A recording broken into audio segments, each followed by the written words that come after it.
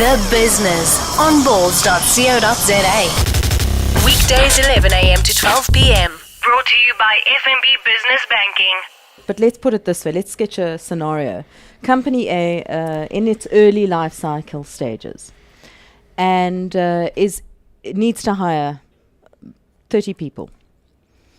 Doesn't have the kind of money to pay the kind of remuneration packages that it knows those people deserve and expect. It's not because it doesn't want to, it just doesn't have it. It doesn't have those resources. So what does it do? It says, oh, well, let's create shares. I'll give you X shares, or I'll give you share options, or I'll give you X, Y, Z. Let's talk a little bit about that because I think for me, that's become a little bit abused, overused and abused perhaps by smaller businesses thinking, well, let's just offer them shares. You know, when is that appropriate and when isn't it? Because a share of 0 is 0. Maybe I can come in here. It's there are four main life cycles in a business from a pay point of view, a remuneration point of view. The startup, the growth, the mature, and the decline, where you have to reinvent yourself and go up into startup again. And if you don't, you decline.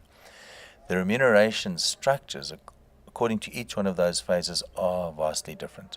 And when we start a business, I don't have a Mercedes-Benz to give you. I don't have the cash. I'm going to say, let's start this hat company, and you take 50% and I'll take 50%. Yes, it's worth squat, nothing. What we need to do is grow the business. Once we grow the business, the shares become worth a bit more. The next phase on growth, we start taking out bonuses or dividends. So that's the important thing there. Under mature, you then start looking at the package and the benefits and the levels of Mercedes-Benz. And well, I also have a track record then as the prospective employee to measure against the offer you're making me if you're mature. But I don't have that track record in the earlier stages. You don't, and that's the entrepreneur. Entrepreneurs go in with their gut and they say, I see some value in the future. And there are a lot of people who are very risk averse who are not entrepreneurs who will never accept that offer. So the reason we put the business plan together is to convince prospective entrepreneurs to come in with us. And that's really how it works. And I can't see a way around it unless you've got a funder that comes in and says, here's 100 million to start your business, and right up front you can give yourself that big package and the cars and whatever it is you want.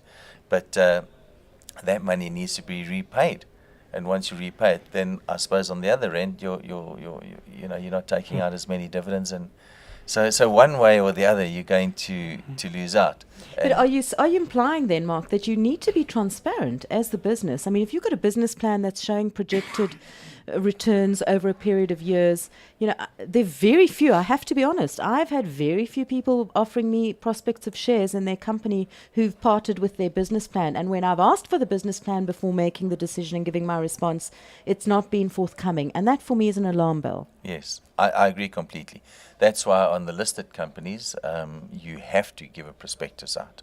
And in the prospectus are the projections and all of those good things. And it's the same principle, isn't it? Well, that's why they have to do it, because if they're trying to attract investors and money, and who's going to invest and who's going to join. Yeah, if they don't know what's going on. Exactly. Yeah. I've got perhaps a more everyday practical view on that. I think, take your Google example. Would you have liked to get some Google shares as employee number 10? Was there a prospective offer at that stage? No, the business is entrepreneurial. I think as a business owner, you rather say to somebody, if you share the excitement of entrepreneurial model and growth, take these shares. I'm not gonna lie to you what they may or may not be worth. They're gonna be worth exactly what we make them together to be worth. The Business. Weekdays 11 a.m. to 12 p.m. on balls.co.za. Brought to you by FNB Business Banking.